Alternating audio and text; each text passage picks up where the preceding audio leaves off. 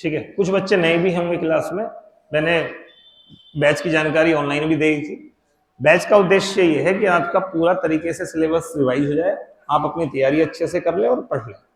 Last में मैं questions का लेवल थोड़ा सा टफ करूंगा, ठीक है। टफ मतलब थोड़े से मुश्किल क्वेश्चन, स्टेटमेंट वाले क्वेश्चन। अभी इसलिए नहीं कर रहा हूं क्योंकि थोड़ा सा कॉन्फिडेंस भी आता होगा जब घर से पढ़ के आते होंगे और लगाते हो। होते हैं क्वेश्चन या नहीं होते होंगे, वो भी है। तो कल मैंने जो आपको दिया था पढ़ने के लिए वो टॉपिक दिए थे ये मौर्य काल, मौर्योत्तर काल, राष्ट्रपति उपराष्ट्रपति, भारत की मृदा और आसियान, बिम्स्टेक और नाटो।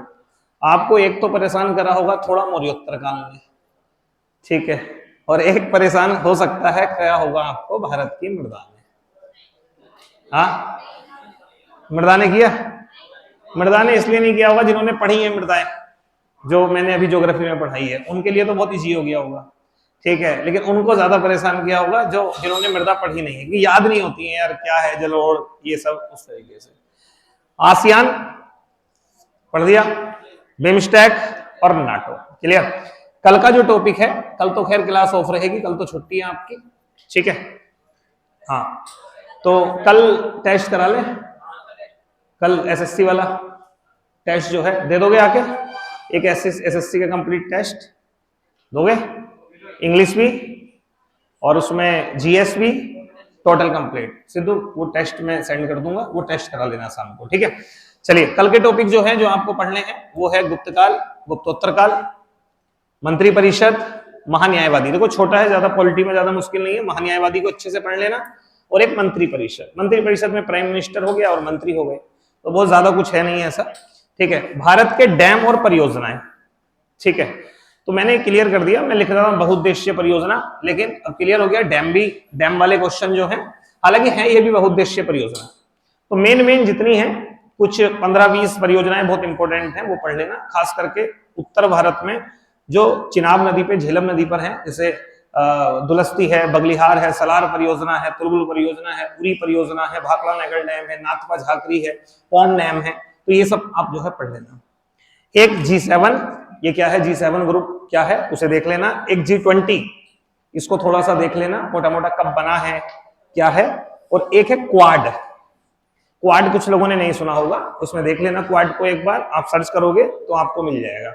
तो ये आप घर से पढ़ना है। अब शुरुआत करते हैं इससे रिलेटेड क्वेश्चंस की, ठीक है, क्लियर। चलिए,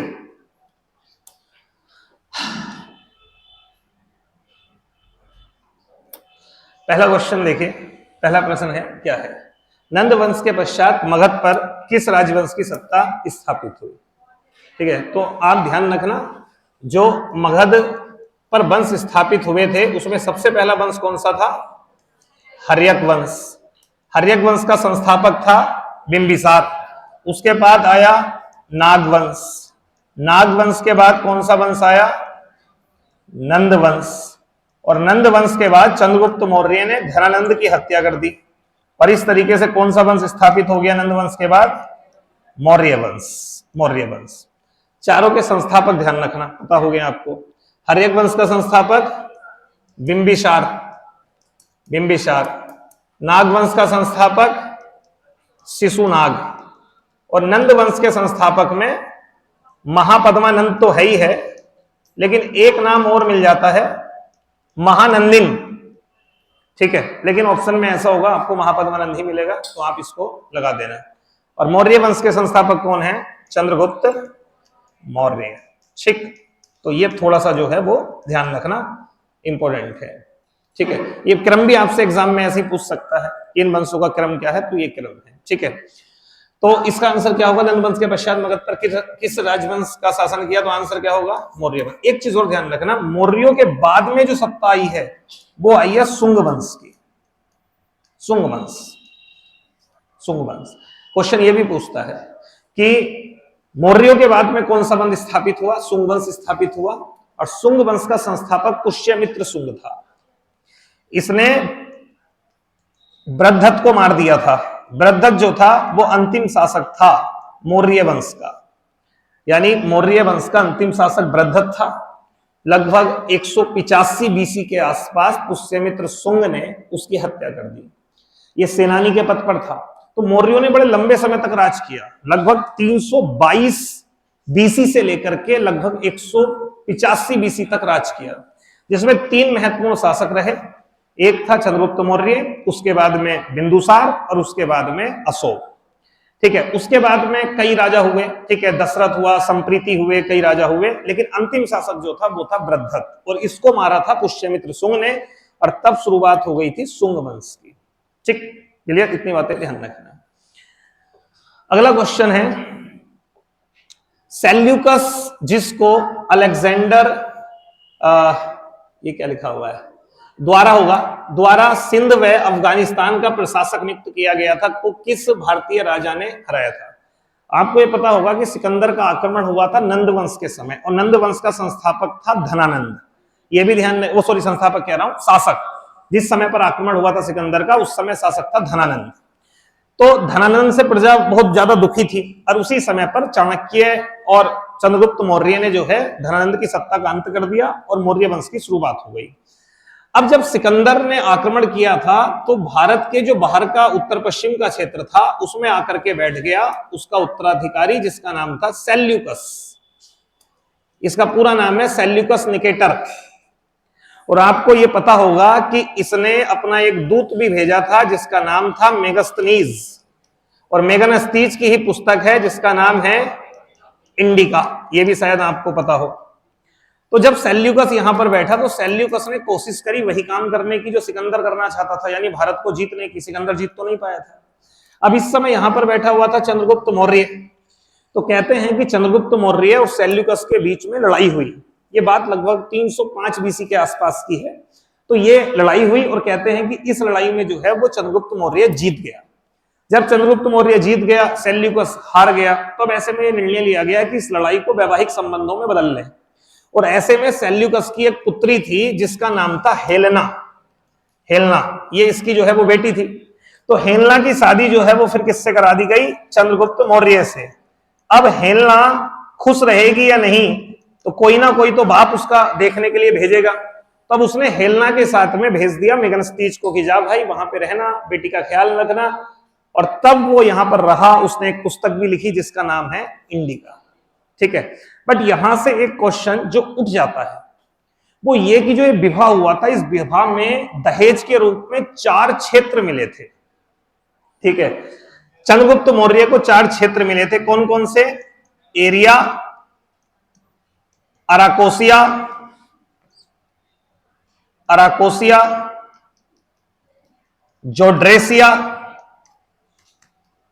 जोड्रेसिया और एक पैरामेसिडाई। ये मैं शॉर्ट में लिख दे रहा हूं, पैरामेसिडाई। अब नाम पढ़ोगे तो थोड़ा अटपटा सा नाम है।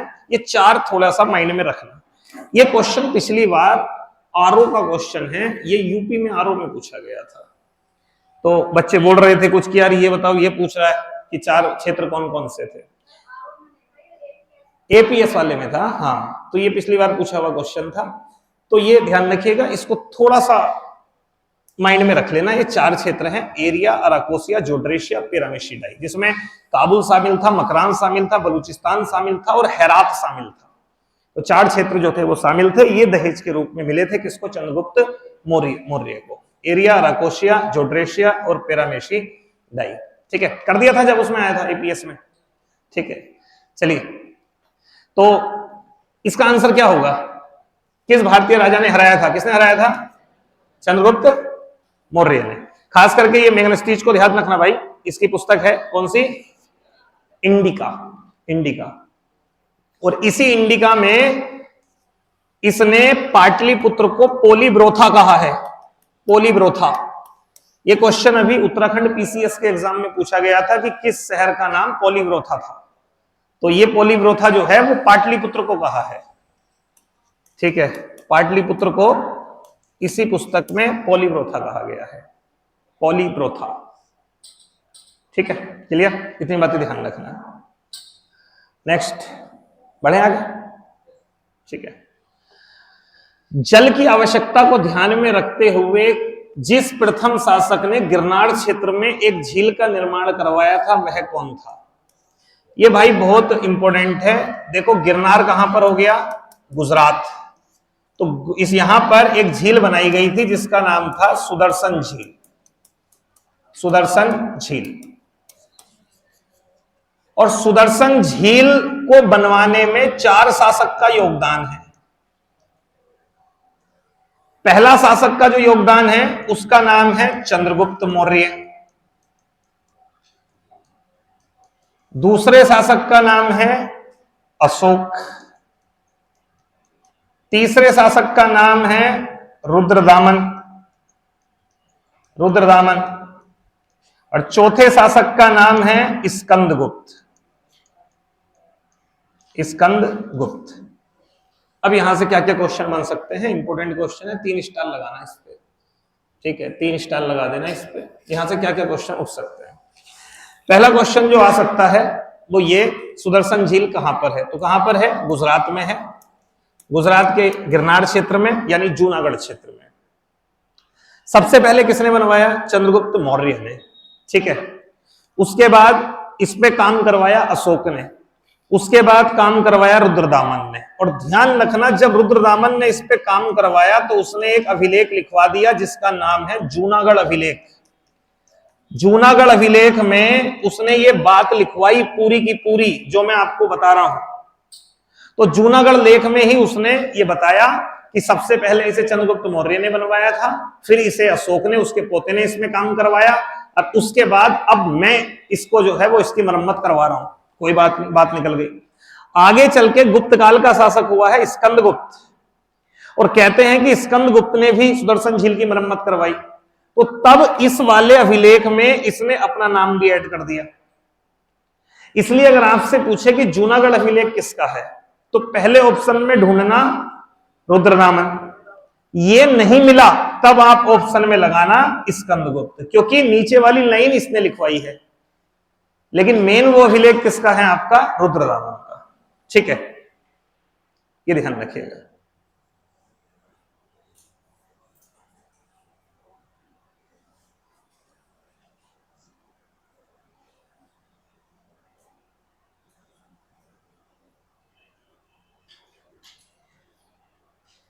हो गया क्लियर। तो ये थोड़ा सा सुदर्शन झील के बारे में याद रखिएगा। तो सबसे पहले किसने बनवाई थी इसे, चंद्रगुप्त मौर्य। एक क्वेश्चन और पूछता है, वो कौन सा शासक था जिसने सुदर्शन झील की मरम्मत बिना बेगार के करवाई थी। बिना बेगार, बेगार होता है जो प्रजा राजा के लिए फ्री में काम करती थी, उसे बेगार बोलते थे। बिना बेगार यानी अलग से पैसे देके उसको बनवाया, वो है नहीं, रुद्रदामन है। ये क्वेश्चन ऐसे पूछेगा आपसे, तो मैं ये कह सकता हूं बिना वेगार के, बिना वेगार के कार्य करवाया। इसका मतलब समझ जाना, वेगार मतलब होता है फ्री में काम करवाना, बिना वेगार मतलब फ्री में नहीं, पैसे दे करके उसको करवाया। क्योंकि राजा तो किसी काम को करवाना चाहता है, प्रजा से बोल देगा कि भाई ठीक है इसको करिए, ठीक है। तो यहां से ये कुछ क्वेश्चन पूछ सकता है।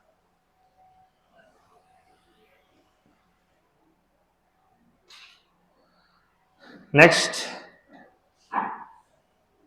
हो गया। अगला क्वेश्चन है, किसके शासनकाल में डायमेकस भारत आया था। किसके, आंसर लगाना बिंदुसार। देखो बिंदुसार के संबंध 2 देशों के साथ थे बहुत अच्छे, एक था सीरिया के साथ और एक थे मिस्र के साथ। मिस्र का एक राजा, सीरिया का एक राजा था, कोई बताएगा कौन था, एंटियोकस। यहां का राजा था एंटियोकस, एंटियोकस। और मिस्र का राजा था टॉलमी द्वितीय फिलाडेल्फस, फिलाडेल्फस। इसका एक दूसरा नाम भी मिलता है, कोई बताएगा, तुर्मे। इसका एक दूसरा नाम है तुर्मे। अब इन दोनों ने बिंदुसार के दरबार में अपने दूत भेजे हैं। इसने जो दूत भेजा था उसका नाम था डायमेकस, और इसने जो भेजा था उसका नाम था डायनोसियस, डायनोसियस। क्वेश्चन ये भी पूछ सकता है, इस बार तो ये पूछा हुआ है कि जो बिंदुसार के यहां पर डायमेकस आया था वो किसका दूत था। वो किसका दूत था? सीरिया के राजा एंटियोकस का दूत था। एक बात ध्यान रखना, इस डाइमेकस से बिंदुसार ने 3 चीजें मांगी थी। 3 वस्तु मांगी थी। क्या क्या? हाँ, एक अंगूरी मदरा, अंगूरी मदरा, सूखे अंजीर, और एक दार्शनिक। दार्शनिक क्या है? ये कोई वस्तु नहीं है।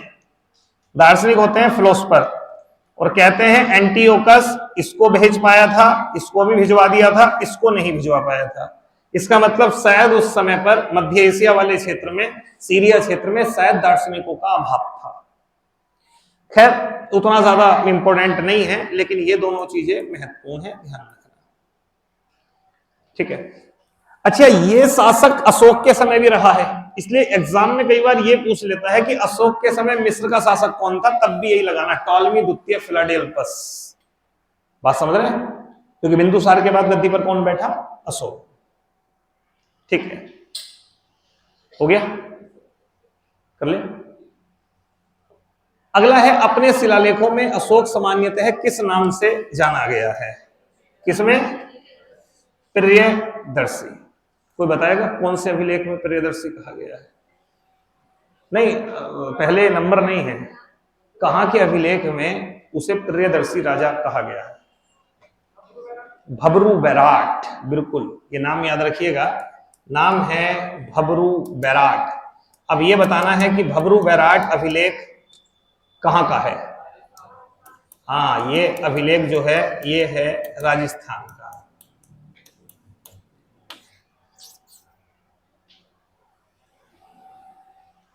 अच्छा, एक क्वेश्चन ये पूछ सकता है कि अशोक के अभिलेख में अशोक का नाम अशोक ही मिलता है, अशोक नाम किस में मिलता है उसका? कोई बताएगा?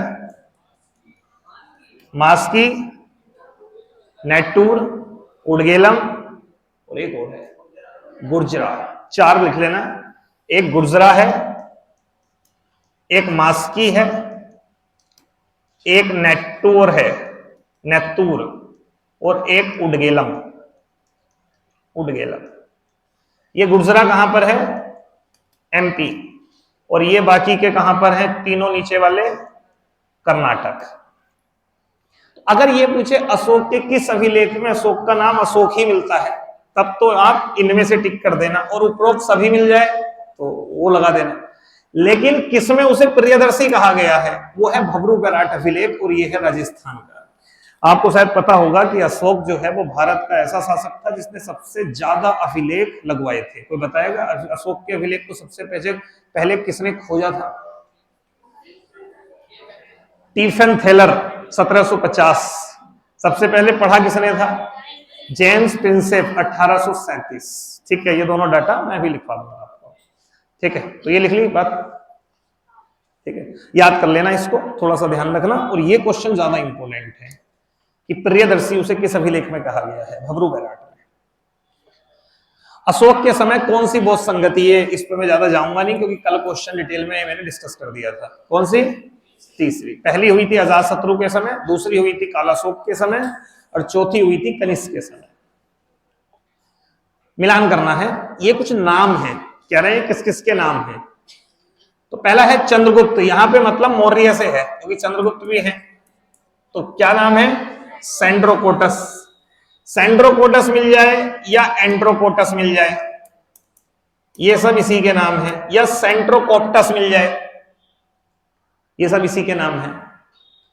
बिंदुसार का नाम था अमित्र घात, या इसे अमित्र चेटस भी कहा गया है, अमित्र चेटस, बिंदुसार। अशोक को तो मैंने बता दिया, प्रियदर्शी, प्रियदर्शी। और अगला है चाणक्य। चाणक्य का विष्णुगुप्त, इसका एक नाम और था कौटिल्य, कौटिल्य। तो बताइए कौन सा आंसर बनेगा? सी, सी। नेक्स्ट, अगला क्वेश्चन है, सांची के स्तूप का निर्माण किसने करवाया था? बहुत प्रमुख स्तूप है सांची का, ध्यान रखिए। किसका है? अशोक का स्तूप है। अशोक ने बहुत लाखों की तादाद में जो है वो स्तूप बनवाए थे। ठीक है। कलिंग युद्ध के विजय की क्षतियों का वर्णन अशोक ने किस लेख में किया है? देखो, अशोक के, अगर आपसे पूछे कि अशोक के बृहद शिलालेख कितने हैं, बृहद शिलालेख, तो 8 नहीं है, 14 है, लेकिन ये 8 स्थानों से मिले हैं, स्थानों से प्राप्त हुए हैं। इसका मतलब क्या है कि ऐसे करके एक शिला है और उस पे पहला, दूसरा, तीसरा, चौथा और ऐसे कर करके 14 बातें लिखी हुई हैं, 14 बातें। तो ये जो 14 बातें एक शिला पे लिखी हुई हैं और ऐसी ऐसी 8 शिलाएं मिली हैं अलग अलग जगह से, 8 स्थानों से मिली है ये शिलाएं। तो अगर क्वेश्चन पूछे अशोक के बृहद शिलालेख कितने हैं, तो आंसर होगा 14। अशोक के बृहद शिलालेख कितनी जगह से मिले हैं? 8 जगह से मिले हैं। इस पर अभी हम बात कर लेंगे। अभी हम बात कर रहे हैं 14 बातों में। तो ये जो 14 बातें हैं, इसमें एक तो पहली बात बहुत इंपॉर्टेंट है, यानी पहला बृहद शिलालेख। पहले बृहद शिलालेख का मतलब है पहली बात। तो एक पहला वाला इंपॉर्टेंट है, इसमें इसने वर्णन किया है पशु बलि की निंदा की है, पशु बलि की निंदा। ये क्वेश्चन आपसे एग्जाम में पूछ लेता है, कई बार पूछा हुआ क्वेश्चन है। 21 अभिलेख में उसने पशु बलि की निंदा करी है। मतलब वही वाली बात है, बिल्ली सो चूहे खा के हज को चली। अशोक जैसा क्रूर शासक कोई था ही नहीं, लेकिन अशोक ने क्या किया, कलिंग अभियान करा 261 बीसी में। और जब कलिंग अभियान किया तो वहां पर इसने कई लोगों को मरवाया, कोई ध्यान नहीं दिया, ठीक है, लोग लाचार हो गए, कई लोग लाखों घर से बेघर हो गए। तब इसका हृदय परिवर्तन हो गया और तब ये इसने मांस वांस का भक्षण छोड़ दिया। फिर भी जो है ये अपने अभिलेख में लिखता है कि पशु बलि नहीं देनी चाहिए, कि पहले राजा की पाक साफ रसोई में हजारों पशुओं की रोजाना हत्या की जाती थी, लेकिन अब केवल 2 हिरण और 1 मोर ही काटे जाते हैं। लेकिन अभी भी हत्या होती है हिरण और मोर की, लेकिन पहले हजारों मरते थे। तो ये पशु बलि की निंदा इसने किसमें करी है? पहले शिलालेख में। एक सबसे इंपॉर्टेंट है इसका ये 13वां वाला, इसमें इसने लिखा है कलिंग अभियान का वर्णन किया है। कलिंग अभियान का वर्णन, क्वेश्चन आपसे ये भी पूछ सकता है कलिंग अभियान इसने कब करा था? 261 बीसी में करा था, यानी राज्य अभिषेक के 8 वर्ष बाद, राज्याभिषेक के 8 वर्ष बाद, ठीक है, यानी 90 वर्ष, ठीक है, 8 वर्ष बाद, क्योंकि राज्याभिषेक हुआ है 269 बीसी में, ठीक। कलिंग अभियान, तो ये याद रखिएगा। तो इसका आंसर क्या होगा? 13, ठीक, क्लियर। नेक्स्ट, निम्न में से अशोक के किस अभिलेख में पारंपरिक अवसरों पर पशु बलि पर रोक लगाई गई है? ये क्वेश्चन पूछ लिया, वही है, क्या होगा? पहला वाला। हाँ, मैं कह रहा था अशोक के जो अभिलेख है, अगर ये आपसे पूछे कि इसको खोजा किसने है, तो आंसर होगा टीफेनथेलर। टी पैंथलर भी कह सकते हो या टीफेनथेलर, बात एक ही है। ये बात है सन 1750। और अगर पूछे सबसे पहले पढ़ा किसने है, तब नाम है जेम्स प्रिंसेप, जेम्स प्रिंसेप, और ये घटना है 1837 की, ठीक है, 1837, ठीक है। तो ये अगर आपसे पूछ ले तो ये ध्यान रखिएगा, ठीक, क्लियर। खोजा टी पैंथलर 1750 में, और पढ़ा किसने है? जेम्स प्रिंसेप ने, और कब? 1837, ठीक। अगला क्वेश्चन देखिए, मिलान करना है। ये कुछ स्तूप है, कौन सा स्तूप कहां पर है, ठीक है, बताओ। पहला एक बड़ा फेमस स्तूप है, इसे सारनाथ का स्तूप कहते हैं।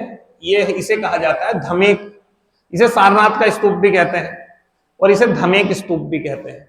तो एक तो ये ध्यान रखना है। दूसरा, अरे हाँ,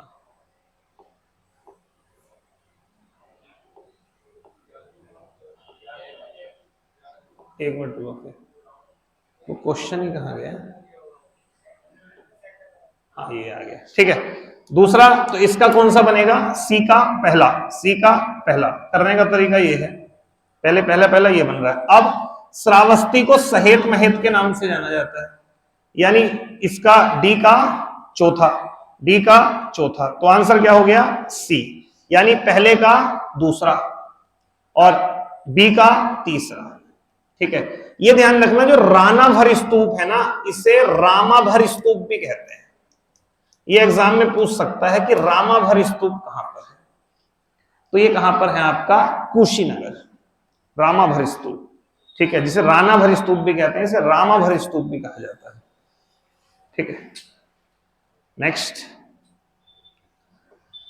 निम्नलिखित पर विचार करना है कि ये कह रहे हैं कि वो स्थान बताइए, ये बात हो रही है उन 8 स्थानों की जहां से वृद्ध शिलालेख प्राप्त हुए हैं, 14 वृद्ध शिलालेख जहां से मिले हैं, वो 8 स्थान, तो वो कौन कौन से हैं?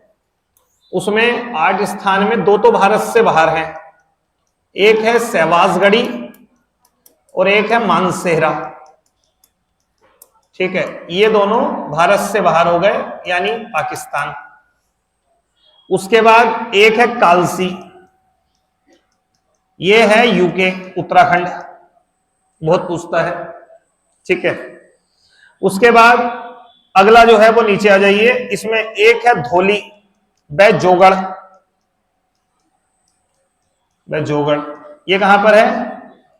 उड़ीसा, ODH, ठीक है। और कौन कौन सा है? एक है अरगुडी, ये कहां पर है? आंध्र प्रदेश। और कौन से रह गए? कौन सा? सोपारा, और एक और है गिरनार, गिरनार कहां पर हो गया? गुजरात। और सोपारा महाराष्ट्र। कितनी जगह हो गई? 1 2 3 4 5 6 7 8, तो कितने हो गए? 8 स्थान। पूछा हुआ है इनमें से कौन सा सही है, सही पूछा हुआ है ना। हाँ, क्या धौली उड़ीसा में है? सही है। एरगुडी आंध्र प्रदेश में है? सही है। जोगढ़ मध्य प्रदेश में है? गलत। कालसी कर्नाटक में है? गलत। तो कौन से सही है? पहला और दूसरा। क्या होगा आंसर? बी। ये ध्यान रखिएगा, ठीक है, इंपॉर्टेंट है। अच्छा, अशोक के अगर अभिलेखों की भाषा अगर आपसे पूछ ले, भाषा क्या है? प्राकृत। और अगर लिपि पूछे तो ब्राह्मी। लेकिन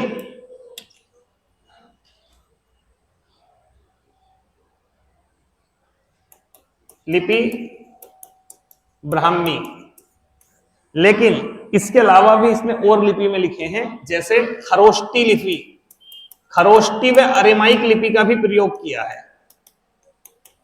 अब आपसे बताओ इनमें से कौन सा खरोष्टी लिपि में लिखा गया होगा? सहवाजगढ़ी। और यही वाला क्वेश्चन इस बार फिर से यूकेपीसीएस में आया था, जो 2025 में एग्जाम हुआ अभी 10 दिन पहले, ठीक है। तो ये स्टेटमेंट देके आया था, तो ये ध्यान रखना, ये किस लिपि में होगा? खरोष्ठी लिपि, खरोष्ठी लिपि, ठीक है। बाकी सब किस में लिखे हुए हैं? ब्राह्मी लिपि में लिखे हुए हैं। भाषा कौन सी है? प्राकृत। ये भी पूछ लेता है कि अशोक के अभिलेख किस भाषा में है, तो कौन सी भाषा में है? प्राकृत भाषा में है, ठीक। नेक्स्ट, ये नोट कर लिए क्या? ठीक है। निम्न में से कौन मौर्य युगीन अधिकारी माप तोल का अधिकारी होता था? बताइए, पढ़े हैं नहीं अधिकारी? तो एक तो ये, इसका आंसर होगा पोतवाध्यक्ष। बताइए पण्याध्यक्ष किसका होता था? हाँ, टकसाल का तो लक्षणाध्यक्ष होता था। पण्याध्यक्ष किसका होता था? हाँ, नहीं नहीं, वो नहीं। और कोई बताएगा? ये व्यापारिक गतिविधियों का प्रमुख, व्यापार का। सीताध्यक्ष राजकीय भूमि का प्रमुख, राजकीय भूमि। सुनाध्यक्ष, सुनाध्यक्ष किसका होगा? बताइए। एक था सुराध्यक्ष, ठीक है, सुराध्यक्ष वो होता था जो जहां पर ये वाइन वाइन ये सब मिलता होगा, और जो बूचड़ खाने का अधिकारी जो होता था, बूचड़ खाना, कसाई खाना जिसे हम कहते हैं, जहां पे मांस वगैरह मिलता है, ठीक है, बूचड़ खाने का प्रमुख। एक और लिखना अकराध्यक्ष। अकराध्यक्ष किस चीज का था? खानों का, जो खान होती थी उनका प्रमुख। बबीताध्यक्ष, बबीताध्यक्ष चारागाह प्रमुख। लक्षणाध्यक्ष, लक्षणा तो सीधी सी बात है, लक्षणा मतलब टकसाल, क्योंकि लक्ष्मी वही बनती है, टकसालों का प्रमुख, टकसालों का प्रमुख। यहां से एक आध एग्जाम में पूछ लेता है कई बार कि ये किसका अध्यक्ष होता था, ठीक है। पोतवाध्यक्ष मापतोल का था, पण्याध्यक्ष व्यापार का था, सीताध्यक्ष राजकीय भूमि का प्रमुख था, सुनाध्यक्ष बूचड़ खाने का प्रमुख था, अकराध्यक्ष खान जो होती थी उनका प्रमुख, बबीताध्यक्ष चारागाह का प्रमुख, लक्षणाध्यक्ष टकसालों का प्रमुख। उसके अलावा जैसे आज पूछ लेगा आपसे लवण अध्यक्ष, तो पता चल जाएगा नमक का प्रमुख, तो ये तो नाम से निकाल लोगे नमक का प्रमुख। एक होता था गणिकाध्यक्ष, गणिकाध्यक्ष ये होता था वैश्य खानों का प्रमुख, वैश्य खानों का प्रमुख। जो रेड लाइट एरिया होते थे वहां का भी हेड होता था गणिकाध्यक्ष, ठीक है, गणिकाध्यक्ष, ठीक है। सुराध्यक्ष, सुरा मतलब वो, तो वो होता था आबकारी विभाग का प्रमुख। आबकारी विभाग देखता है ना अभी, ठीक है, दारू वारू शराब ठेके का, तो उस समय होता था सुराध्यक्ष। तो ये थोड़े बहुत याद कर लेना, अच्छे से देख लेना। पढ़ के आए थे या नहीं? देखे थे थोड़े बहुत, ठीक है। नेक्स्ट कर लिया नोट। निम्नलिखित में राज्य की सप्तांग सिद्धांत के अनुसार राज्य का 7वां अंग क्या है? आपने पता है एक पुस्तक है अर्थशास्त्र, बताएगा कोई किसकी है? कौटिल्य किसके समय थे? चंद्रगुप्त मौर्य के समय थे कौटिल्य, ठीक है, चंद्रगुप्त मौर्य के समय, मौर्य के प्रधानमंत्री और पुरोहित थे, ठीक है। ये इन्हीं की पुस्तक है अर्थशास्त्र, ठीक। अर्थशास्त्र की तुलना एक पुस्तक से करी जाती है, पता है आपको? मैकियावेली की एक पुस्तक है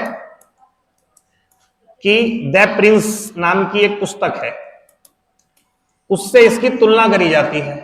तो अब ये बताइए, द प्रिंस पुस्तक की तुलना करी जा रही है अर्थशास्त्र से, तो मैकियावेली की तुलना किससे करी जाएगी? चाणक्य से, कौटिल्य से। एक क्वेश्चन आएगा, किसे भारत का मैकियावेली कहा जाता है? किसको कहा जाता है?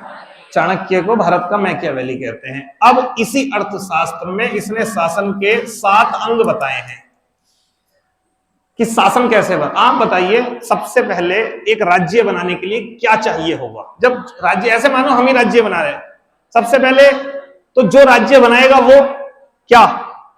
राजा। फिर दूसरी चीज क्या चाहिए? राजा स्वयं जाएगा क्या कि हाँ भाई साहब मुझे राज्य बनाना है? उसको चाहिए सहयोगी, यानी राज्य के बाद में, राजा के बाद में दूसरी चीज क्या होगी?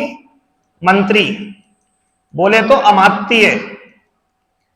अब मंत्री भी आ गए और राजा भी। सबसे पहले तो यही है, अब बनाएंगे राज्य।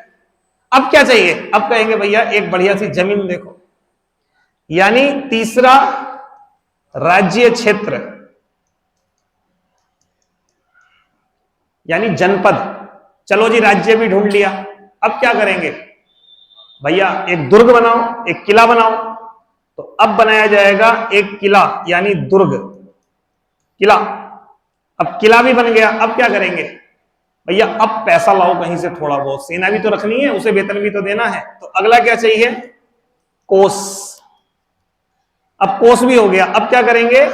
सेना। अब सेना भी हो गई है, अब क्या है? अब देखनी है किससे मित्रता करनी है और किससे शत्रुता। तो ये 7 का क्रम है। जैसे आपसे ये पूछेगा सप्तांग सिद्धांत का राज्य का पहला अंग क्या है?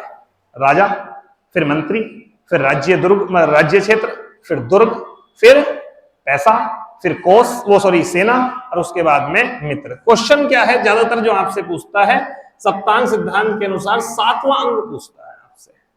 तो 7वां अंग क्या है, मित्र है।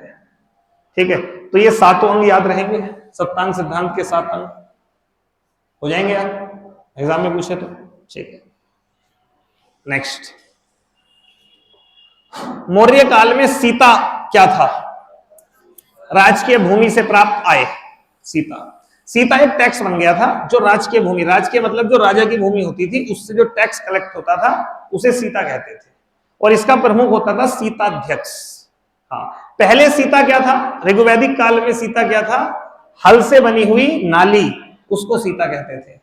ठीक, पुष्यमित्र सुंग द्वारा 2 अश्वमेध यज्ञ करवाए गए थे, इसकी जानकारी किससे मिलती है, अयोध्या लेख से मिलती है। ये पूछ सकता है ये किसका है, ये धनदेव का है। ठीक है, ध्यान रखना, सुंग वंश में पहला जो शासक रहा है वो रहा है पुष्यमित्र सुंग। पुष्यमित्र सुंग के बाद जो गद्दी पर बैठा उसका नाम है, जो मेन शासक रहा है वो है अग्निमित्र। और एक शासक और याद रखना है आपको, जिसका नाम है भागभद्र। ये 3 शासक एटलीस्ट आप याद रखना, हैं और भी लेकिन ये। अब यहां पर याद क्या रखना है, पुष्यमित्र सुंग से 1-2 क्वेश्चन पूछ लेता है। पहला क्वेश्चन तो यही है कि इसकी जानकारी मिल रही है एक तो धनदेव के अभिलेख से, ये इसका राज्यपाल था, तो इससे जानकारी मिल रही है।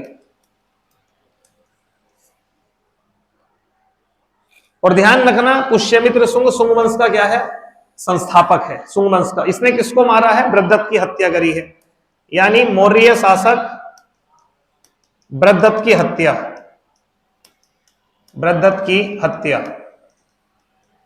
तो आपसे यह क्वेश्चन भी पूछ लेता है कि बृहदत्त को किसने मारा था, पुष्यमित्र सुंग ने मारा था। जो ये अश्वमेध यज्ञ 2 करे थे, एक क्वेश्चन ये पूछ लेता है इसका पुरोहित कौन था, कोई बताएगा इसके पुरोहित कौन थे।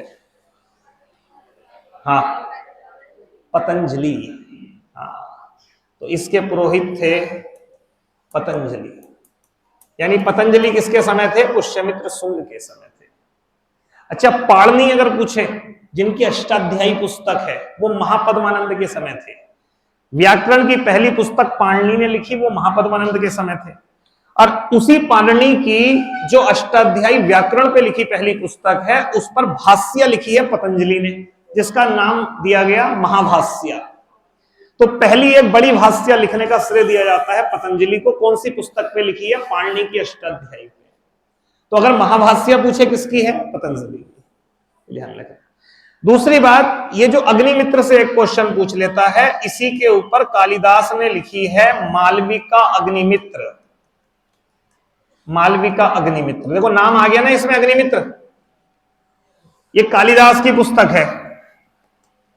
कालिदास पुस्तकें मैं आपको अलग से दूंगा कि भाई तुम्हें पुस्तकें पढ़ के आनी है। आपके जो नोट्स है वो वाला सबने ले ली, वो किताब स्टैटिक वाली, कितनों के पास नहीं है। ठीक है, स्टैटिक की वो किताब ले लो। अभी तक तो हो गया, आगे से मैं अगली क्लास में आपको स्टैटिक का एक टॉपिक दूंगा इसी में। हाँ, किन्होंने नहीं, ये भगवान भरोसे छोड़ रखा है अभी चीजें। आप क्या करना, स्टैटिक भी लेके आना, इसमें मैं आगे से एक टॉपिक स्टैटिक का ऐड करूंगा, और वो एक चैप्टर है, वो पढ़ के आना आराम से, कोई दिक्कत नहीं होगी उसकी। ठीक है, तो एक क्वेश्चन आपसे ये पूछता है कि कालिदास की पुस्तक मालविका अग्निमित्र किसके बारे में लिखी गई है। तो ये लिखी गई है सुंग वंश के संस्थापक पुष्यमित्र सुंग के पुत्र के बारे में अग्निमित्र की चर्चा है। ठीक है, तो एक ये ध्यान रखना। एक क्वेश्चन भागभद्र से पूछ लेता है, इसके दरबार में एक दूत आया था, हिंदी यवन दूत, जिसका नाम था हेलियोडोरस।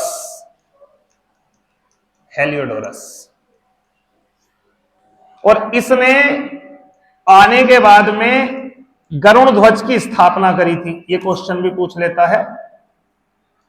गरुड़ ध्वज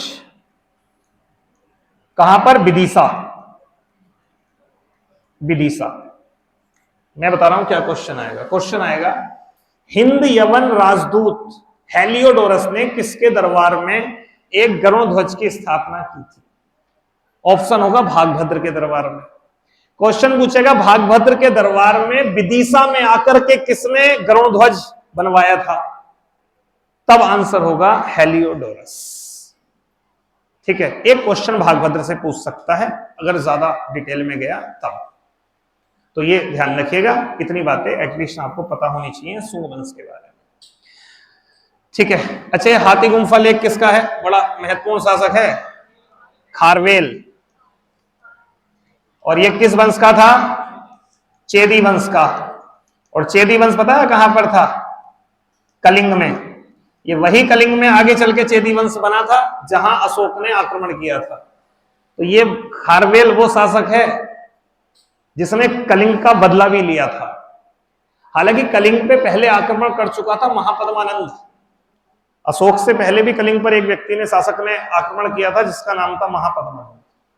ठीक है, खैर ये ध्यान रखना, हाथी गुम्फा विलेय खारवेल का है। खारवेल चेदी वंश का था और बेसिकली चेदी वंश कहां पर था? कलिंग में। क्लियर हो गया? नेक्स्ट, प्राचीन भारत की निम्नलिखित पुस्तकों में से किस एक में शुंग राजवंश के संस्थापक के पुत्र की प्रेम कहानी है? क्या? मालविका अग्निमित्र। ठीक है, नेक्स्ट, सिमुक किस वंशों में किसका संस्थापक था? सातवाहन वंश इसका था संस्थापक। ध्यान रखना, एक क्वेश्चन इनकी राजधानी से पूछ लेता है। इनकी दो राजधानी थी, एक राजधानी थी अमरावती और एक राजधानी थी इनकी पैठन यानी प्रतिष्ठान, या इसे पैठन भी कहते थे। ये थी महाराष्ट्र में। अगर ऑप्शन में ये हो तो पहले इसको टिक करना, ये ना हो तब जाके कहीं अमरावती लगाना। एक क्वेश्चन पूछ सकता है, सातवाहनों की राजकीय भाषा क्या थी? कोई बताएगा क्या थी? पढ़ा हो तो। ठीक है, राजकीय भाषा क्या थी? प्राकृत थी। ठीक है, हाँ प्राकृत। हालांकि संस्कृत में भी कुछ रचनाएं लिखी गई हैं लेकिन मेन प्राकृत थी। इस वंश के प्रमुख शासक में कुछ नाम याद रखना। प्रमुख शासक में शासक, इसमें एक नाम रखना, गौतमी पुत्र सातकर्णी। सातकर्णी, गौतमी पुत्र सातकर्णी। ठीक है, एक शासक और रहा है हाल। एग्जाम में यह भी पूछ लेता है हाल किस वंश का शासक था। तो अगर सातकर्णी लग जाएगा तो वो तो आप समझ जाओगे किस वंश का होगा? सातवाहन वंश का। ठीक है, एक था हाल। हाल, ठीक। नेक्स्ट हो गया। सातवाहनों की राजधानी अवस्थित थी, तो है ही नहीं अब तो पैठन, तो क्या लगाएंगे? अमरावती। निम्नलिखित शासकों में किसके लिए एक ब्राह्मण शब्द कहा गया है? एक्चुअली सातवाहन ब्राह्मण थे। बताओ इनमें से कौन सातवाहन शासक दिखाई दे रहा है तुम्हें? गौतमीपुत्र सातकर्णी। ठीक है, गौतमीपुत्र सातकर्णी अकेला ब्राह्मण। ठीक है, अकेला ब्राह्मण इसको कहा गया है। कलिंग नरेश खारवेल निम्न में से किस वंश से संबंधित था? बताइए। चेदी वंश से संबंधित था, चेदी वंश। तो ये महत्वपूर्ण है, ध्यान रखना। और इसका अभिलेख याद रख लेना, कौन सा है? हाथी गुम्फा। हाथी गुम्फा लेख। ठीक है, अच्छा ये भी ध्यान रखना, ये जैन धर्म को मानता था। जैन धर्मी मतलब जैन धर्म को मानता था। इसने बदला लिया था, मगध पर आक्रमण किया था इसने, क्योंकि महापद्मानंद यहां से कुछ मूर्तियां ले गया था उठा करके, तो ये उन मूर्तियों को वापस लेके आया था और वही इसने हाथी गुम्फा लेख में लिखवाया। ठीक है, बौद्ध ग्रंथ मलिंद पन्नों में किस हिंद यवन शासक पर? ये इंपोर्टेंट है भाई। हाँ, मिनांडर। एक्चुअली ये ग्रंथ बहुत इंपोर्टेंट है, मलिंद पन्नों। मलिंद पन्नों ग्रंथ। कौन सी भाषा में है, इसकी भाषा पूछ लेता है। भाषा है पाली। एक्चुअली जो बौद्ध ग्रंथ है वो पाली भाषा में लिखे गए हैं, और इसमें दो लोगों की वार्ता है, और ये वार्ता ध्यान रखिएगा किन दो लोगों की है। एक है नागसेन, नागसेन, और एक है आपका मिनांडर। मिनांडर हिंद यवन शासक है, हिंद यवन वंश था एक, तो ये हिंद यवन शासक है। अब ये बता रहा हूं मैं क्वेश्चन कैसे पूछेगा। एक क्वेश्चन पूछेगा मलिंद पन्नो ग्रंथ किस धर्म का है। कौन से धर्म का है? बौद्ध धर्म का है, लिखा हुआ है ना बौद्ध ग्रंथ। दूसरा क्वेश्चन मलिंद पन्नो किस भाषा का है? पाली। अगला क्वेश्चन पूछेगा कि किस किस के बीच वार्ता है, तो नागसेन जो है ये है बौद्ध भिक्षु, और ये है राजा। ये मिनेंडर पूछता है क्या रखा है बौद्ध धर्म में तुम्हारे, क्या खास बात है? नागसेन बताता है ये खास बात है, और लास्ट में मिनेंडर कहता है कि मैं भी बौद्ध धर्म से जुड़ना चाहता हूं। तो क्वेश्चन एक ये पूछेगा कौन से ग्रंथ से मिनांडर की जानकारी बौद्ध धर्म में दीक्षा लेने से संबंधित है? मलिंद पन्नो। तो इस तरीके से घुमा फिरा के दो तीन क्वेश्चन यहां से बन सकते हैं, ध्यान रहेगा। ठीक है। भारत में पार्थियन साम्राज्य का वास्तविक संस्थापक कौन था? कौन था? ये क्वेश्चन हुआ किसी से? हाँ, मिथ्रेडेटस। खैर इतना इंपॉर्टेंट नहीं है, लेकिन फिर भी थोड़ा सा ध्यान रख लेना। ठीक है, मिथ्रेडेटस। ठीक है। देखो मौर्योत्तर काल में ना कुछ वंश हैं, मौर्योत्तर काल, इसमें कई सारे वंश हैं। तो इसमें अनेक वंश हैं, जैसे सुंग वंश, जैसे एक वंश है आपका ये सातवाहन वंश, इसके अलावा एक वंश है आपका चेदी वंश। ये तो सब भारतीय वंश है। कुछ वंश ऐसे हैं जो बाहर से आक्रमण हो गए, जैसे हिंद यवन, जैसे शक, जैसे पार्थियन, जैसे कुषाण। तो इतने सारे वंश हैं। ठीक है, इतने सारे वंश हैं। इसमें भी एक और है इक्ष्वाकु वंश, वो भी रहा है इक्ष्वाकु वंश। इनके संस्थापक आपसे पूछ लेता है। सुंग वंश का संस्थापक मैंने आपको पढ़ा दिया है, कौन है? पुष्यमित्र सुंग। सातवाहन वंश का पूछेगा तो सिमुख। चेदी वंश का महामेघवाहन। खारवेल तो शासक है, लेकिन संस्थापक था महामेघवाहन। हिंद यवन वंश में, अब यहां पर आप फंस जाएंगे, क्योंकि हिंद यवनों का जो आक्रमण हुआ है वो दो शाखाओं के रूप में हुआ है, एक यूक्रेटाइडस, एक डेमेट्रियस। खैर आपको जो नाम मिलेगा वो डेमेट्रियस मिलेगा, क्योंकि इसी शाखा का था मिनेंडर। शकों में संस्थापक तो नहीं पूछेगा, क्योंकि बहुत सारी शाखाएं थी। ठीक है, उज्जैन शाखा, अलग अलग शाखाएं थी। लेकिन शकों में कुछ नाम याद रखिएगा आप, जैसे रुद्रदामन इसी वंश का था। रुद्रदामन। एक शासक था नहपान, संस्थापक नहीं है, क्योंकि 5 शाखाओं में आक्रमण हुआ था शकों का। पार्थियनों का अगर पूछेगा तो मिथ्रेडेटस, मिथ्रेडेटस। और कुषाणों का अगर पूछेगा तो कुजूल कटफिसस। अब देखो इनमें से मैं आपको यह बता देता हूं आपको कौन कौन से याद रखने हैं। एक तो इस पे 3 स्टार लगा लो, कुजूल कटफिसस। कुजूल कटफिसस संस्थापक है। इसके बाद में गद्दी पर बैठा बिम कटफिसस, जिसके साथ भी कटफिसस लग जाए समझ जाना वो कुषाण था। इस पे 3 स्टार लगा दो, इस पे 3 स्टार लगा दो, इस पे लगा दो। ठीक है, और ये हो गया, बस छोड़ दो। बाकी एक ये वाला है, पूछ लिया, इतना इंपॉर्टेंट नहीं है। बस ये 3 तो आपको याद रखने ही रखने हैं। ये हो गया, ये हो गया, और ये हो गया।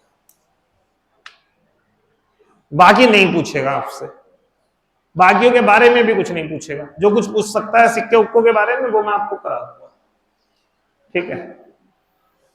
हाँ, ये पूछ सकता है कि खारवेल किस वंश का शासक था, तो किस वंश का है, ऐसे ही पूछ लेगा रुद्रदामन किस वंश का था, शक। ऐसे पूछ लेगा मिनेंडर किस वंश का था, अभी मैंने आपको बताया था मिनेंडर। मिनेंडर क्या था, हिंदी यवन, बात समझ रहे हैं, लेकिन जो वो था संस्थापक वो डेमेट्रियस था। क्लियर। निम्न में किस शासक को सर्वप्रथम सोने के सिक्के जारी करने का श्रेय दिया जाता है। देखो, अगर ये क्वेश्चन पूछे कि सोने के सिक्के सबसे पहले किसने चलाए, तब तो आंसर होगा हिंद यवन। हिंद यवनों ने। देखो, सबसे ज्यादा सोने के सिक्के, सोने के सिक्के से क्या क्या क्वेश्चन पूछ सकता है। पहला पूछेगा सबसे पहले किसने चलाए, तब आंसर लगाना हिंद यवन। पूछेगा सबसे शुद्ध किसने चलाए, तब ये पूछे तो आंसर लगाना कुषाण। पूछे सबसे ज्यादा किसने चलाए, तब आंसर लगाना गुप्त। सोने के सिक्के सबसे पहले किसने चलाए, हिंद यवनों ने। सबसे शुद्ध किसने चलाए, कुषाणों ने। सबसे ज्यादा किसने चलाए, गुप्तों ने।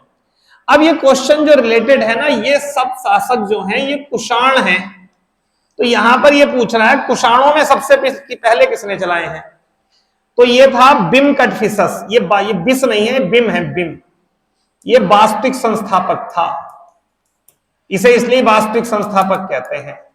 ध्यान रखना, अगर पूछे कुषाणों का संस्थापक कौन था तो कुजूल कटफिसस बताना। लेकिन ऐसा शासक जिसने सिक्के चलवाए और बहुत सारे काम किए, साम्राज्य विस्तार किया, उसका नाम है बिम कटफिसस। और इसके बाद गद्दी पर बैठा कनिष्क। कनिष्क भी कुषाण था, तो कुषाण वंश का पहला शासक कुजूल कटफिसस, वास्तविक संस्थापक बिम कटफिसस। इसका आंसर क्या होगा, बिम कटफिसस होगा। ये इसका पुत्र था, ठीक है, ये इसका पुत्र था। ठीक है, तो अगर ये पूछ लेता सोने के सिक्के सबसे पहले किस वंश ने चलाए, तब आंसर हिंद यवन।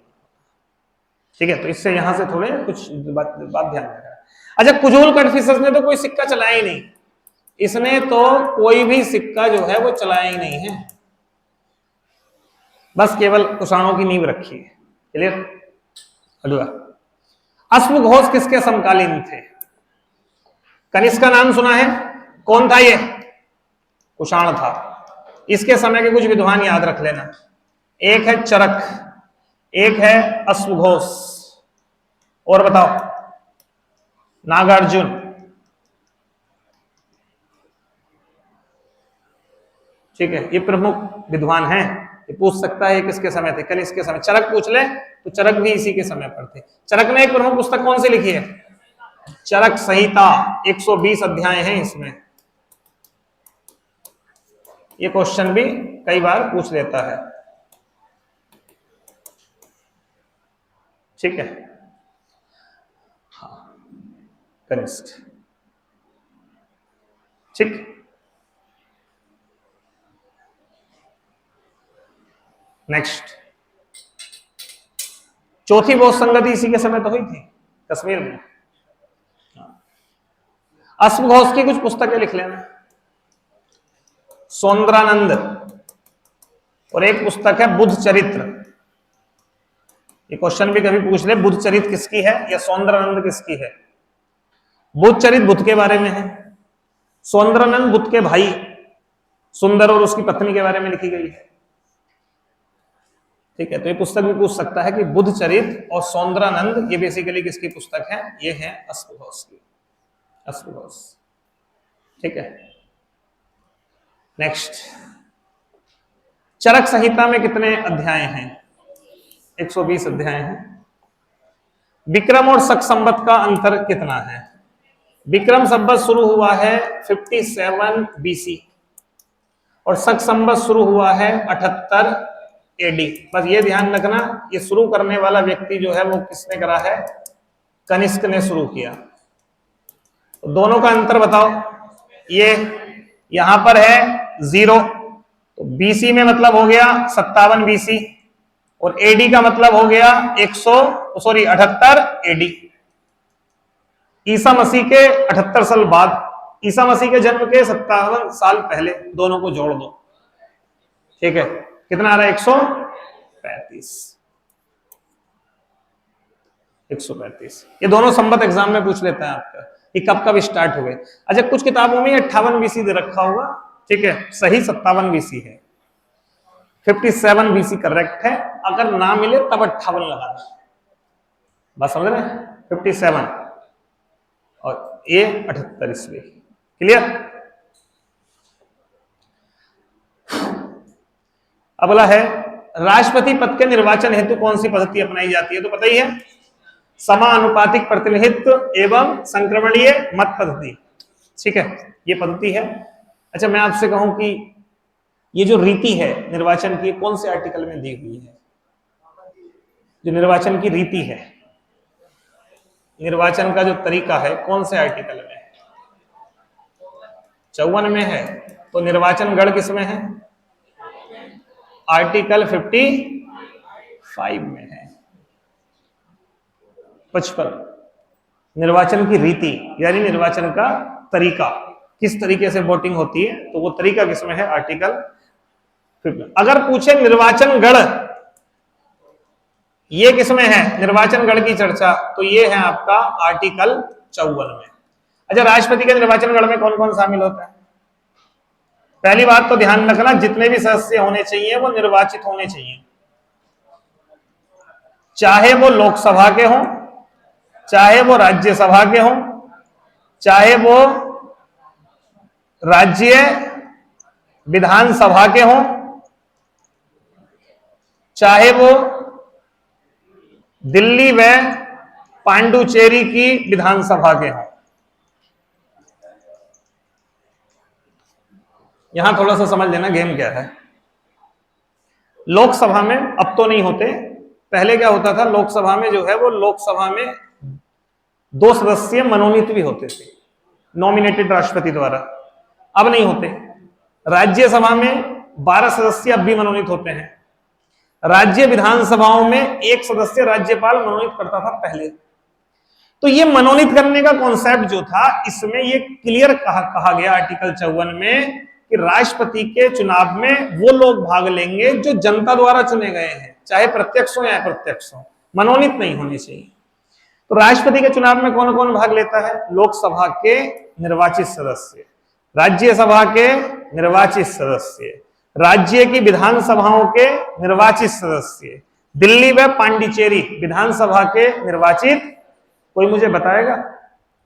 चलो अभी ज्यादा संशोधन पूछूंगा तो फिर दिक्कत हो जाएगी बहुत ज्यादा। हाँ, एक चीज और जो है इंपॉर्टेंट, कौन भाग नहीं लेता? नहीं भाग लेता, ठीक है, कौन नहीं लेता? तो एक तो मनोनीत सदस्य नहीं लेते, चाहे वो कहीं के भी हों, चाहे लोकसभा हो चाहे कहीं के भी हो। दूसरा, विधान परिषद भाग नहीं लेती, जो कि 6 राज्यों में है। 6 राज्यों की विधानमंडल में 2 सदन होते हैं, एक विधानसभा और एक विधान परिषद, एक लेजिस्लेटिव असेंबली, एक लेजिस्लेटिव काउंसिल। वो 6 राज्य कौन से हैं? एक आपका बिहार है, एक यूपी है, एक महाराष्ट्र है, एक आंध्र प्रदेश है, एक तेलंगाना है, एक कर्नाटक है। ये मैं आगे पढ़ाऊंगा आपको। बाकी सब में एक ही होती है विधानसभा। तो जो ये 6 है ना, इसमें जो दूसरा वाला सदन है विधान परिषद, जिसके सदस्यों को एमएलसी कहते हैं, वो भाग नहीं लेती राष्ट्रपति के चुनाव में। अच्छा, एक बात और ध्यान रखना है, अगर आपसे उपराष्ट्रपति के पूछे चुनाव में कौन भाग लेता है, तो उपराष्ट्रपति के चुनाव में केवल लोकसभा में राज्यसभा भाग लेती है और सभी सदस्य भाग लेते हैं। ये मैं लिखवा दूंगा, फिलहाल राष्ट्रपति का भी ध्यान रखिएगा, ठीक है। तो यहां से क्वेश्चन आता है, इंपॉर्टेंट है ये, राष्ट्रपति के निर्वाचन में कौन कौन भाग लेता है। क्लियर? जल्दी कुछ कथन बताओ, मैं बोल रहा हूं, हाँ या ना बताना है आपको। राष्ट्रपति के निर्वाचन में विधान मंडल के निर्वाचित सदस्य भाग लेते हैं, सही या गलत? गलत है, विधानसभा के, क्योंकि विधानमंडल में तो विधान परिषद भी आ गई। अगला स्टेटमेंट बोल रहा हूं, राष्ट्रपति के चुनाव में विधानसभा के सदस्य भाग लेते हैं, सदस्य भाग लेते हैं। मैंने अभी ये नहीं कह रहा हूं कि सभी भाग लेते हैं, हाँ भाग लेते हैं, हाँ लेते हैं भाई। अगला क्वेश्चन मैं कह रहा हूं, सभी राज्यों की विधानसभा के सदस्य राष्ट्रपति के निर्वाचन में भाग लेते हैं, सही है गलत? सही है। सभी राज्यों की विधानसभाओं के लेते हैं ना।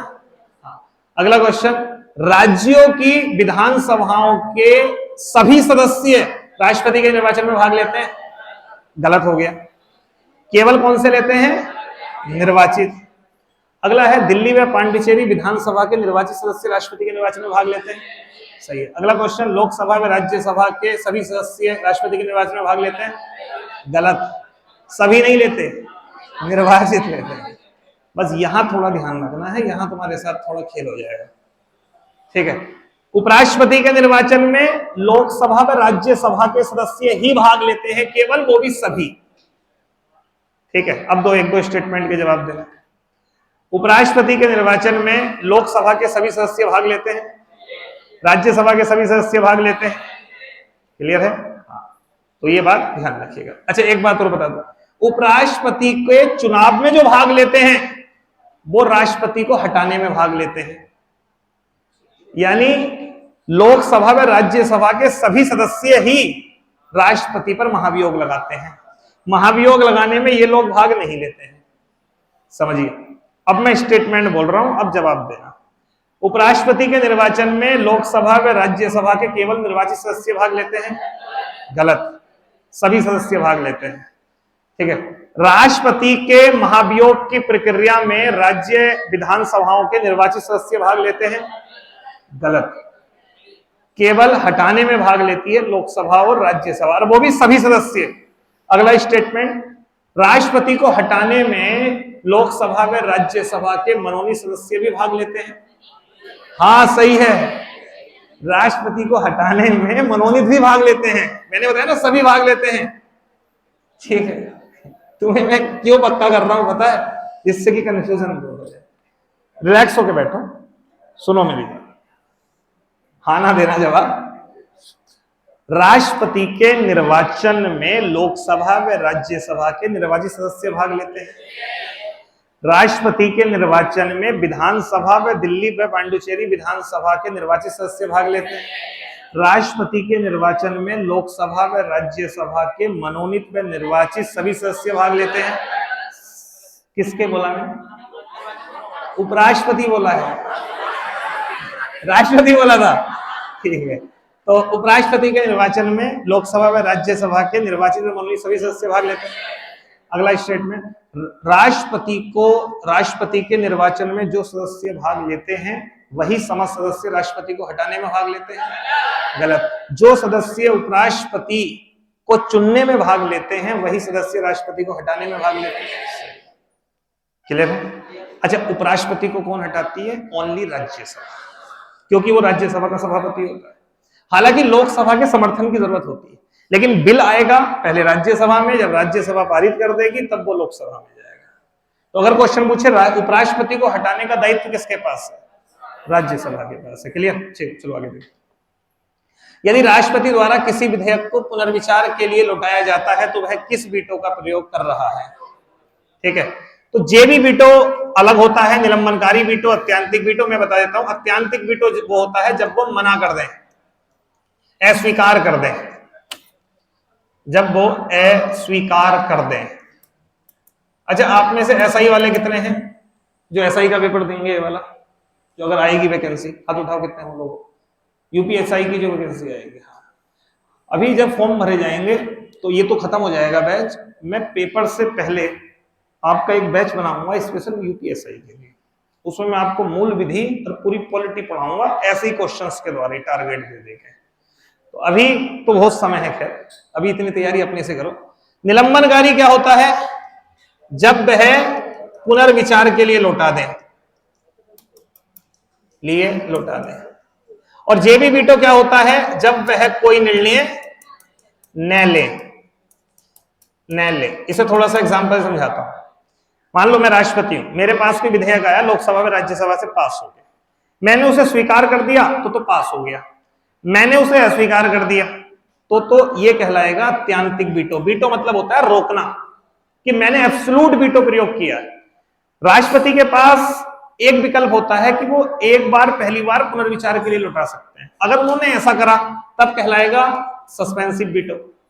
एक होता है कि उनके पास कोई समय सीमा नहीं है, तब ऐसे में वो चाहे तो मतलब देरी भी कर सकते हैं कि भाई मैंने अभी देखा नहीं है, अभी कोई निर्णय नहीं लिया है, उसे कहा जाता है जेबी वीटो। खैर इस वाले क्वेश्चन का आंसर क्या होगा, इसका आंसर होगा आपका निलंबनकारी वीटो। वीटो में आपको आगे भी पढ़ाऊंगा, जब संसद से जुड़े हुए थोड़ा सा विधेयक वगैरह पढ़ोगे तब भी मैं वीटो डिस्कस वहां पर करूंगा, ठीक है। अगला बस ये ध्यान रखना, एक क्वेश्चन जो बार बार पूछता है वो ये, इस वीटो का प्रयोग खास करके धन विधेयक पर नहीं होता।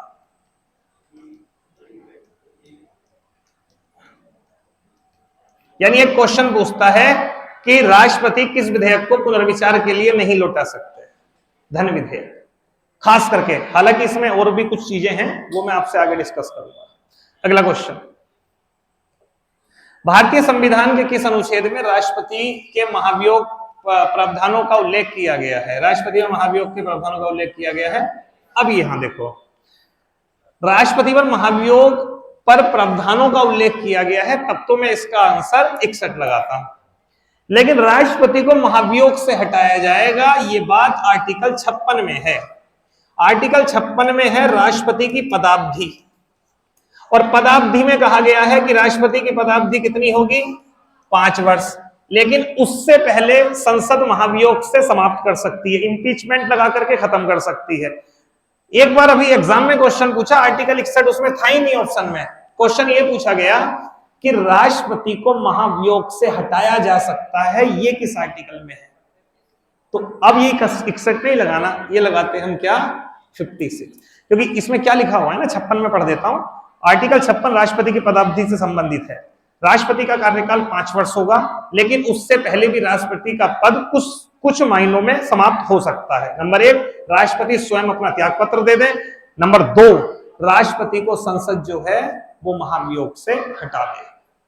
लेकिन कैसे लगेगा महाभियोग, इसकी चर्चा किसमें है, आर्टिकल 61 में है, आर्टिकल 61 में है, ध्यान रखिएगा। और महाभियोग की प्रक्रिया में कौन कौन भाग लेते हैं? लोकसभा व राज्यसभा के केवल निर्वाचित सदस्य या सभी सदस्य भाग लेते हैं, ठीक है, ये ध्यान रखना। इसके अलावा अनुच्छेद 51 का कोई इतना बड़ा रोल नहीं है, ये मैं बता चुका हूं आपको। 63 जो है वो राष्ट्रपति से, उपराष्ट्रपति से जुड़ा हुआ है, ठीक है। 63 क्या है, भारत का एक उपराष्ट्रपति होगा, उपराष्ट्रपति होगा, ठीक है। और इसी से तुलना करता हुआ एक आर्टिकल है, आर्टिकल 52। ये क्या कहता है, भारत का एक राष्ट्रपति होगा। तो अगर ये क्वेश्चन पूछ ले, भारत का एक राष्ट्रपति होगा, वो किस आर्टिकल में है, 52। भारत का एक उपराष्ट्रपति होगा, वो किस आर्टिकल में है, 63। भारत के राष्ट्रपति और उपराष्ट्रपति की मृत्यु की स्थिति में भारत के राष्ट्रपति के रूप में कौन कार्य करता है, चीफ जस्टिस ऑफ। क्या अभी तक ऐसा कभी किसी ने किया है, कौन, M Hidayatullah, M Hidayatullah. Actually बड़ी लंबी कहानी है। इसमें क्या था कि उस समय हमारे सीजीआई हुआ करते थे, राष्ट्रपति थे जाकिर हुसैन। तो जाकिर हुसैन की उनके पद पे हो गई मृत्यु। अब जब मृत्यु हुई तो सीधी बात है उपराष्ट्रपति पद संभालेगा। अब उपराष्ट्रपति पद संभाला बीबी गिरी ने। अब जब आपने पद संभाला है तो राष्ट्रपति के लिए कंपलसरी है कि 6 माह के अंदर चुनाव होंगे। तो राष्ट्रपति के लिए निर्वाचन आयोग ने सूचना जारी कर दी कि भैया चुनाव होगा। बीबी गिरी ने कहा मैं भाग लूंगा इसमें, लेकिन भाग लेने के लिए उनको इस्तीफा देना पड़ेगा। तब उन्होंने उपराष्ट्रपति पद से इस्तीफा दे दिया। जब उपराष्ट्रपति पद भी नहीं रहा, राष्ट्रपति के लिए चुनाव होने हैं, तो अब ये एक बड़ी कंडीशन ऐसी आ गई खतरनाक सी कि भैया अब कौन संभालेगा इस पद को। तब ऐसे में एक आर्टिकल है जिसे हम बोलते हैं आर्टिकल 70।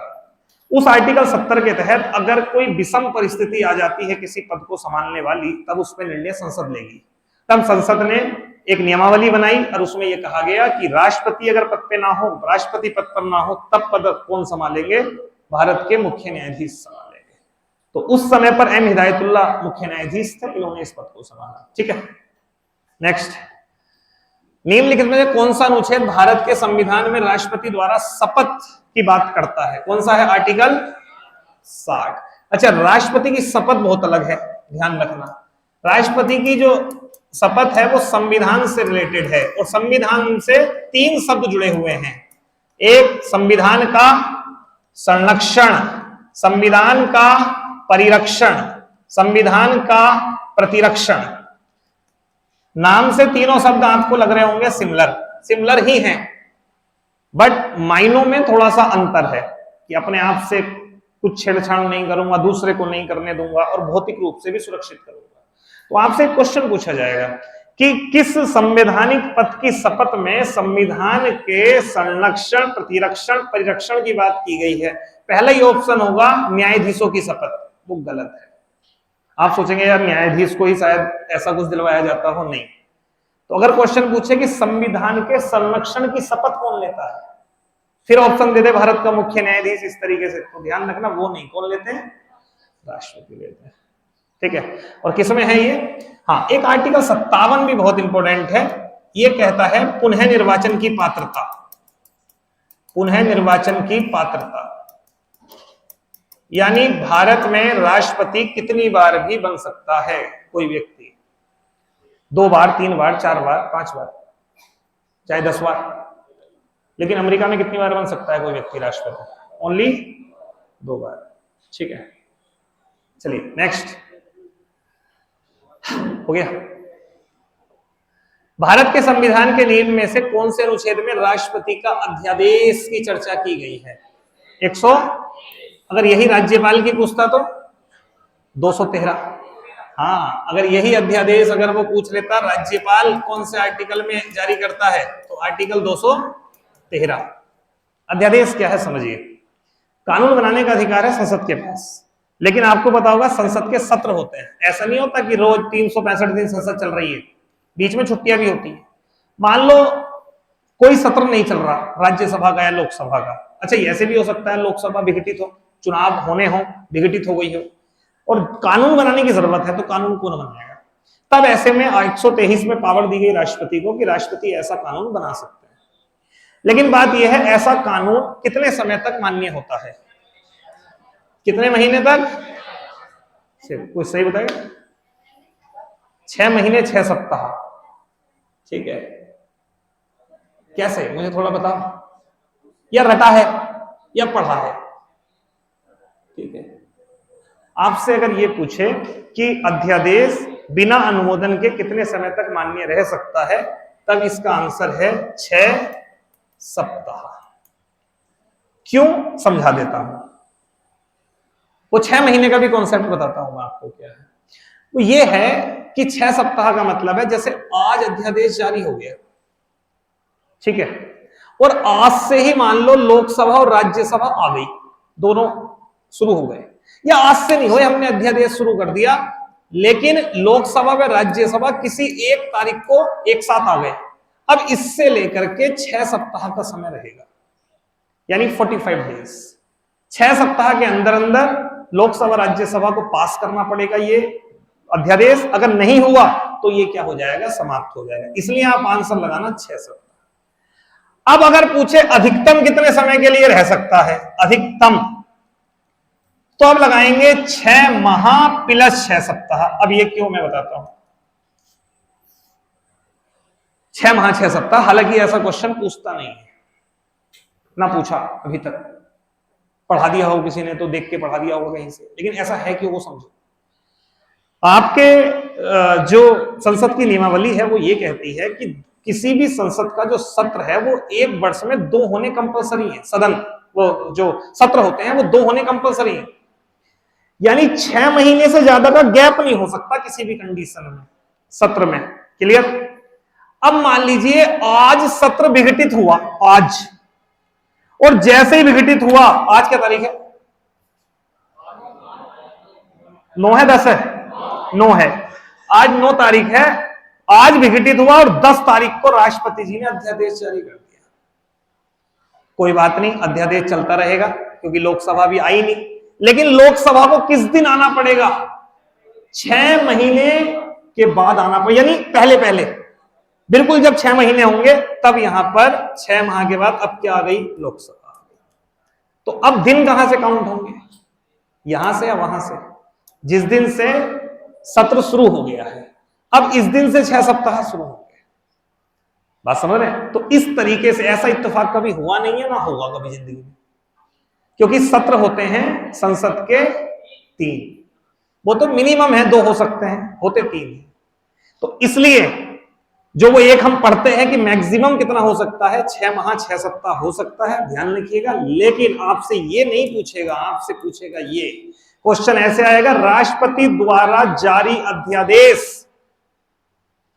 संसद के अधिवेशन से बिना अनुमोदन के कितने दिन तक जो है वो रह सकता है, यानी प्रभावी रह सकता है? आंसर होगा 6 सप्ताह। और पहला ऑप्शन आपको 6 माह मिलेगा लिखा होगा, तो गलती मत करना, 6 सप्ताह लगाना या 45 दिन लगाना। क्लियर? एक है आर्टिकल 143, ये भी राष्ट्रपति से जुड़ा हुआ है। ये पता है क्या है?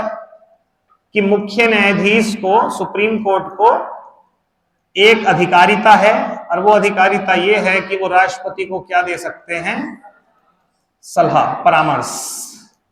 यानी राष्ट्रपति को कोई परामर्श करना है, कोई जानकारी लेनी है, तो राष्ट्रपति महोदय किससे जानकारी ले सकते हैं? आपके मुख्य न्यायाधीश से। एक बात ध्यान रखिएगा, परामर्श देने के लिए ना मुख्य न्यायाधीश बाध्य है और ना ही उस परामर्श को लेने के लिए राष्ट्रपति बाध्य है। सुप्रीम कोर्ट का चीफ जस्टिस मना कर सकता है, जी भाई साहब इस बात पे हम कोई परामर्श नहीं दे सकते, और अगर परामर्श दे दिया तो राष्ट्रपति कह सकते हैं भैया हम तुम्हारे परामर्श को नहीं मान रहे हैं। तो यहां से कुछ क्वेश्चन बन सकते हैं। आर्टिकल 143 जो है वो आप ध्यान रखना, ठीक है? आज मैं आपकी क्लास थोड़ी सी पहले छोड़ूंगा, ठीक है? 35 क्वेश्चंस कराऊंगा, बाकी बचे हुए क्वेश्चन हम परसों वाली क्लास में ले लेंगे, ठीक है? तो कोई दिक्कत तो नहीं है, ठीक है? इनको भी, और एक पहली सीट के भी कुछ बचे हुए क्वेश्चन है, तो उन दोनों को मैं एक साथ, खुश हो गए बेचारे, खुश, अरे यार ये तो जन्नती आ गई, ठीक है? तो देखो मैं मान सकता हूं किसका मन करता है पढ़ने का, ठीक है? लेकिन तब करता है जब कई बार आप एग्जाम देने जाओ और आपको लगे कि यार मेरे 4-5 नंबर से रुक गया, 1 नंबर तो चलो बहुत कम होता है, मान लो 4-5 से रुक गया, यार हो जाता, और 4-5 में दिक्कत क्या हुई, यार कुछ क्वेश्चन ऐसे गलत कर दिए जो शायद मैं कर लेता, तब लगता है कि हाँ यार वो मैं कर लेता। तो आप ये सोचिए ना, ठाकुर द्वारा में कितने लोग हैं इस समय घूम रहे होंगे, तफरी मार रहे होंगे, रील देख रहे होंगे, आप बैठ के क्या कर रहे हो? अपने को चांद रहे हो, बात समझ रहे हो? अपने पे रंधा लगा रहे हो, घिस रहे हो अपने आप को, कुछ क्लियरिटी आएगी, कुछ रिवीजन होगा, कुछ पता चल रहा है, ठीक है? तो चलिए फिर इससे आगे क्वेश्चन जो है मैं आपसे, ठीक है? अरे ठीक ही है, फिर साथ ही बच जाएंगे, फायदा क्या है? क्योंकि इसे पढ़ाने के लिए मुझे पूरी तुम्हें पढ़ानी पड़ेगी, लघुकरण क्या है, परिहार क्या है, ठीक है? तो पांचों, और फिर इसमें राज्यपाल की भी। तो परसों मैं क्या करूंगा, आपको ये वाले क्वेश्चन और जो पहली सीट के बचे हुए क्वेश्चन है वो मैं करा दूंगा। दूसरी बात, परसों को मैं आपको सीट तो दे दूंगा, वो सीट आप घर से लगा लेना, नहीं समझे? परसों वाली सीट भी दे दूंगा, वो सीट तो आप घर से लगा लेना, मैं उसको अगले दिन करा दूंगा। ये वाले बचे हुए क्वेश्चन ये सब मैं आपको हाँ परसों कराऊंगा। बाकी कल टेस्ट देना है ना, देखो